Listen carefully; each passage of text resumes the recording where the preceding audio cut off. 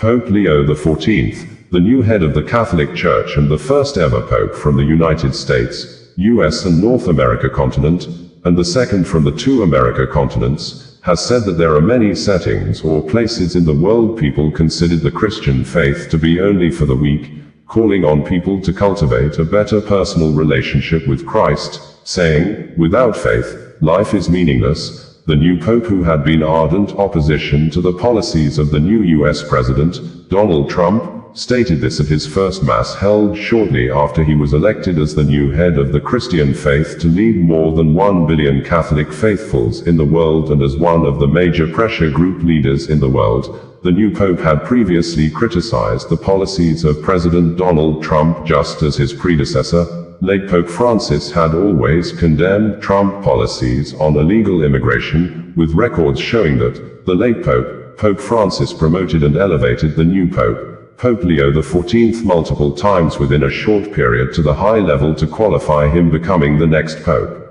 We cannot build a just society if we discard the weakest, whether the child in the womb, or the elderly in their frailty, for they are both gifts from God, Pope Leo XIV said. When some journalists asked about Pope Leo's criticisms of the president on his X account, White House Press Secretary Caroline Leavitt said President Donald Trump is proud that the 267th Pope is American. It's a great thing for the United States of America and the world. President Donald Trump, in his personal words about the Pope, said although they are surprised but very happy, adding it is a great honor for the US. The Catholic mainstream media, the Vatican News, reported that the Pope Leo XIV blesses several people, including Sister Natalie Beckhourt, Undersecretary of the General Secretariat of the Synod, at the Palace of the Holy Office on the same evening he was elected Pope. Here is the official record confirming that Cardinal Robert Francis Prevost accepted the election, canonically making him Supreme Pontiff and the name he has chosen. The document was drawn up by the Master of Pontifical Liturgical Celebrations, Monsignor Diego Giovanni Ravelli, acting as notary. Written in Latin, the name Leo XIV appears in red. We are called to bear witness to our joyful faith in Christ the Savior. Pope Leo XIV gave this reminder during his first Mass as Pontiff with the College of Cardinals in the Sistine Chapel, the exact site where the electors chose him as the 267th Pope on the fourth ballot the evening prior. In his homily, the newly elected Pope called for cultivating better a personal relationship with Christ, and he insisted that, without faith, life lacks meaning. Newly elected Pope Leo XIV began his first homily with words in English during Mass in the Sistine Chapel with the College of Cardinals. Even today, there are many settings in which the Christian faith is considered absurd, meant for the weak and unintelligent. Settings where other securities are preferred, like technology, money, success, power, or pleasure. God has called me by your election to succeed the Prince of the Apostles, and has entrusted this treasure to me so that, with his help, I may be its faithful administrator. Pope Leo XIV greeted the city of Rome and the world at his first appearance as the successor of Peter from the central balcony of St. Peter's Basilica. Peace be with you, dearest brothers and sisters. This was the first greeting of the risen Christ, the Good Shepherd, who gave his life for the flock of God. I, too, would like this greeting of peace to enter your hearts, to reach your families and all people, wherever they are, and all the peoples, and all the earth, peace be with you. Former US President Barack Obama, in a congratulatory message and statement of commendation, tweeted and said, "Michelle and I send our congratulations to a fellow Chicagoan, His Holiness Pope Leo XIV. This is a historic day for the United States, and we will pray for him as he begins the sacred work of leading the Catholic Church and setting an example for so many, regardless of faith." It would be recalled, after much waiting, white smoke was seen pouring out of the Sistine Chapel chimney on Thursday, signaling the College of Cardinals has chosen a successor to Pope Francis. Riotous applause went up from a crowd of thousands gathered at St. Peter's Square in Vatican City, where they had been keeping eyes on the chimney waiting for the white plume to emerge after each ballot was cast during the papal conclave. The smoke indicates at least 89 of the 133 cardinals participating in the process have reached a consensus on who should be the next pope. Black smoke, indicating no candidate achieved the 2/3 majority threshold, wafts from the chimney before the white smoke appears. The Vatican News reported details about the personal profile of the new pope as stated verbatim below. The first Augustinian pope, Leo XIV, is the second Roman pontiff, after Pope Francis, from the Americas. Unlike Jorge Mario Bergoglio, however, the 69-year-old Robert Francis Prevo is from the northern part of the continent, though he spent many years as a missionary in Peru before being elected head of the Augustinians for 2 consecutive terms. First Augustinian Pope. The new Bishop of Rome was born on September 14, 1955, in Chicago, Illinois, to Louis Marius Prevo, of French and Italian descent, and Mildred Martinez, of Spanish descent. He has 2 brothers, Louis Martin and John Joseph. He spent his childhood and adolescence with his family and studied first at the minor seminary of the Augustinian Fathers and then at Villanova University in Pennsylvania, where in 1977 he earned a degree in mathematics and also studied philosophy. On September 1 of the same year, Prevo entered the novitiate of the Order of St. Augustine, OSA, in St. Louis, in the province of Our Lady of Good Counsel of Chicago, and made his first profession on September 2, 1978. On August 29, 1981, he made his solemn vows. The future pontiff received his theological education at the Catholic Theological Union in Chicago. At the age of 27, he was sent by his superiors to Rome to study canon law at the Pontifical University of St. Thomas Aquinas, Angelicum. In Rome, he was ordained a priest on June 19, 1982, at the Augustinian College of St. Monica by Archbishop Jean J. then pro-president of the Secretariat for Non-Christians, which later became the Pontifical Council for Interreligious Dialogue and then the Dicastery for Interreligious Dialogue. Prevo obtained his licentiate in 1984 and the following year, while preparing his doctoral thesis, was sent to the Augustinian mission in Chulucanas, Piura, Peru, 1985-1986. In 1987, he defended his doctoral thesis on the role of the local prior in the Order of St. Augustine, and was appointed Vocation Director and Missions Director of the Augustinian Province of Mother of Good Counsel, in Olympia Fields, Illinois, USA. Mission in Peru. The following year, he joined the mission in Trujillo, also in Peru, as director of the Joint Formation Project for Augustinian candidates from the vicariates of Chulucanas, Iquitos, and Apurimac. Over the course of 11 years, he served as prior of the community, 1988-1992, formation director, 1988-1998, and instructor for professed members, 1992-1998, and in the Archdiocese of Trujillo as judicial vicar, 1989-1998, and professor of canon law, patristics, and moral theology at the major seminary, San Carlos y San Marcelo.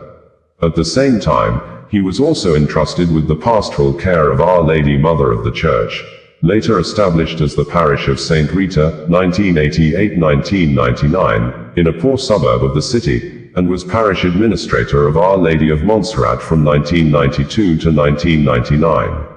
In 1999, he was elected provincial prior of the Augustinian province of Mother of Good Counsel, in Chicago, and 2.5 years later, the Ordinary General Chapter of the Order of St. Augustine elected him as Prior General, confirming him in 2007 for a second term.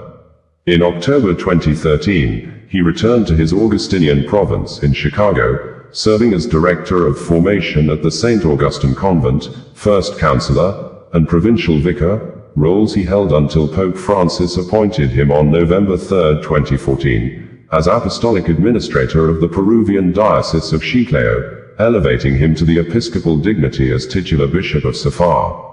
He entered the diocese on November 7th, in the presence of Apostolic Nuncio James Patrick Green, who ordained him bishop just over a month later, on December 12th, the feast of Our Lady of Guadalupe, in the Cathedral of St. Mary.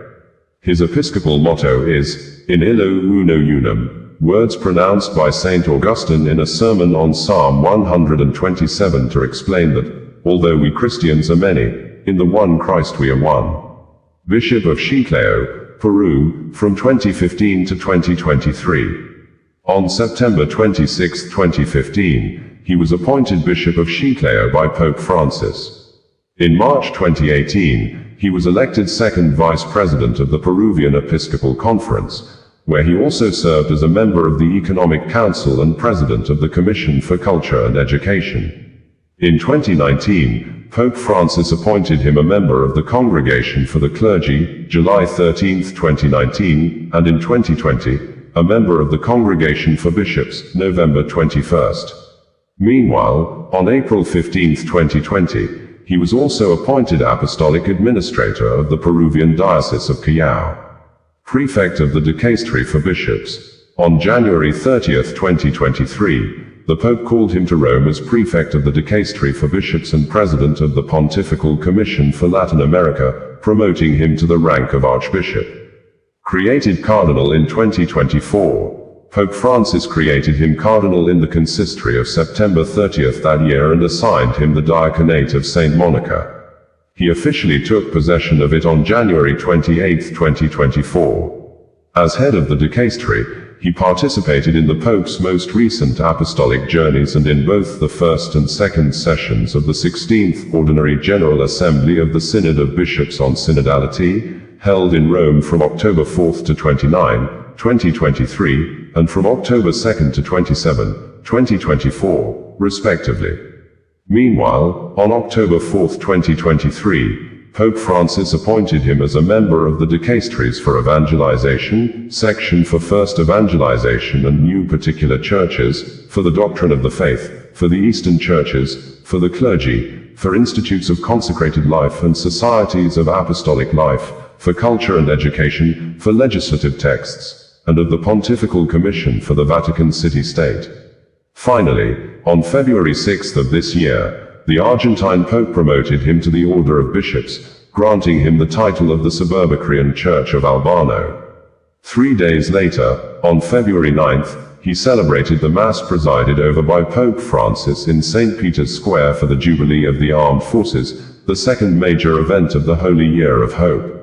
During the most recent hospitalization of his predecessor at the Gemelli Hospital, Prevo presided over the Rosary for Pope Francis's health in St. Peter's Square on March 3.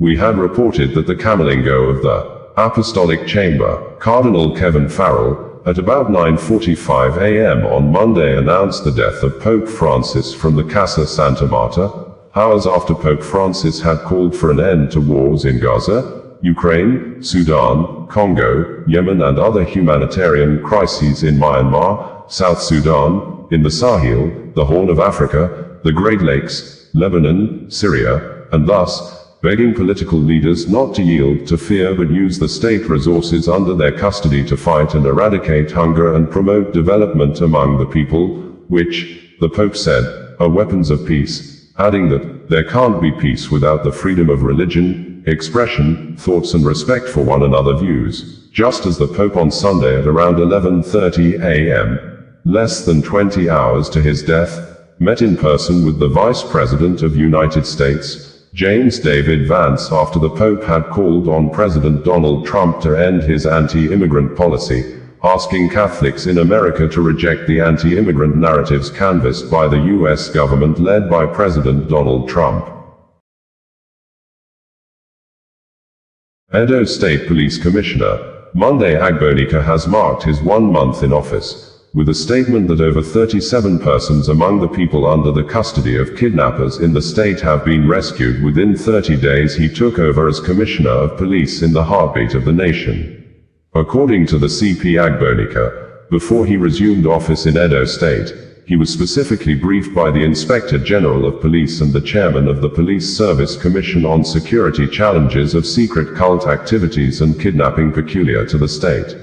In quote, CP Agbonika said, "Distinguished gentlemen of the press, as you are all aware, I assumed duty on Tuesday the 8th of April 2025 as the 50th Commissioner of Police. I was fully briefed by the chairman, Police Service Commission, Dig Hashimu Salihu Argungu retired, MNI, PSC, NPM and the Inspector General of Police, IGP Kiyode Adeolu Egbetoken, PhD, NPM on the security challenges peculiar to the state such as cultism and kidnapping. It was very clear that community inclusivity and collaboration with both state and non-state actors was the way to go. Suspects arrested. 1. 95 suspected cultists. 2. 12 suspected kidnappers. 3. 5 suspected armed robbers. Number of persons rescued. 1. 37 rescued kidnapped victims. While most of the cases have been charged to court, some are under investigation. Barely 2 days of my assumption of duty, I hit the ground running by visiting the north and central senatorial zones of the state to see for myself all the identified flashpoints with prevalence of kidnapping and other heinous crimes, and immediately engaged critical stakeholders to map out proactive strategies to curb these challenges in the bud. These strategies, which are being reviewed from time to time, have yielded considerable results even though it is not yet uhuru. I want to share with you the account of my stewardship in the past 30 days. We shall sustain engagement with communities, bush-combing operations across area commands and divisions, intelligence-led raids of flashpoints and high-visibility policing amongst many other strategies with a view to preventing crimes and maintain law and order in the state. On this note, I wish to express the command's appreciation to the Inspector General of Police, IGP Kayode Egbetoken, PhD, NPM for his guidance. We also appreciate His Excellency, the Executive Governor of Edo State, Senator Monday Okpebholo for his unflinching support. While soliciting the continued support of the law-abiding people of the state who have been trusting us with valuable information that has helped us in achieving this feat, I encourage all stakeholders to continue cooperating with the police as we strive to surmount the security challenges experienced in the state. Our collaborative and proactive strategies have led to the rescue of 37 kidnapped victims in daring operations which involved technical intelligence. The officers and men have worked tirelessly over these days, leading to the recovery of 25 firearms including two AK-47 rifles, 130 rounds of 7.62 mm ammunition, 135 live cartridges, as well as the recovery of four stolen, robbed vehicles. Summary of the achievements recorded in past 1 month is as follows. Exhibits recovered. 1, 2 AK-47 rifles. 2, 1 La Marque rifle. 3 English pistols. 4 1 Beretta pistol. 5 4 single barrel guns. 6 1 automatic pump action shotgun. 7 8 locally made pistols. 8 1 locally made shotgun. 9 1 Beretta pistol magazine. 10 110 rounds of ammunition. 11 34 live cartridges. 12 1 Mercedes-Benz GLK 300. 13 1 Toyota Hilux. 14 1 Toyota Highlander. 15 1 Hijet minibus. 16 2 snatched motorcycles. 17 1 dagger. 18 1 trigger part. 19 1 iPhone 16 Plus. 20 cash sum of 150,000 naira, 100,000 nairas, the Commissioner of Police, Monday Agbonika stated during the press briefing held at the Edo State Police Command headquarters during the week. We have reported that the Edo State Police Command of Nigeria Police Force has confirmed the arrest of 95 persons in connection with the killing of more than 15 people between April 25, 2025 and now in the renewed deadly and bloody apparent supremacy secret cult war in the state among members of the Black Axe Confraternity aka AEA, Maphite Confraternity aka Great Men and Aye Confraternity aka Ernads, which started with the killing of a physiotherapist, simply identified as Alex, and another individual at the University of Benin Teaching Hospital, UBTH back gate, Boo, in Benin, with the Edo state government led by Governor Monday Okpebholo launching a retaliatory war against businesses and individuals allegedly aiding secret cult killings in the state, thus sealed off Eterno Hotel, planned to demolish the hotel owned by People's Democratic Party, PDP chieftain, Honorable Matthew Idaikemwan, who was the Director General of Asuan Ogie campaign organization in the last governorship election in the state, on the ground that a particular secret cult group members gathered at the Eterno Hotel to plan their recent killings in the state, and in addition, the Edo state governor also sealed off and marked a residential building for demolition also owned by a PDP chieftain, Francis Enegbeneki. Tragedy occurred at the Origbeni area of Edo State on Monday when a woman with her baby on her back died of electrocution while struggling through flood water in the area on her way home. According to the state government-owned media, Edo Broadcasting Service, EBS, the woman and the baby remained trapped inside the flood water until Benin Electricity Distribution Company, BEDC, switched off the power supply to the area. The delay further lost the chances of rescuing the victims. The media added that the woman was going home with 2 of her children, but at the bad spot filled with flood water, luck came through for one of the children when a man decided to help the woman by taking one of the kids through another route to escape the flood water.